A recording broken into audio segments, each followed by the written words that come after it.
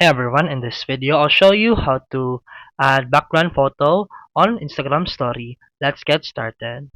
First, open Instagram and find post you want to share and tap the paper airplane icon below it. Then tap add post to your story. Now, to add a background photo, tap the stickers icon at the top and select the camera roll stickers. Choose any photo you want to use as your background. Then we can resize and drag the background photo to cover the entire screen. Then tap and hold the post you're sharing and bring it forward so it appears on top of the background photo. You can move, resize, or rotate both of the post and background to make it look the way you want. Once you're happy, tap your story to share it. And that's it for today's video. If you found this helpful, please like and subscribe for more videos. See you in the next one.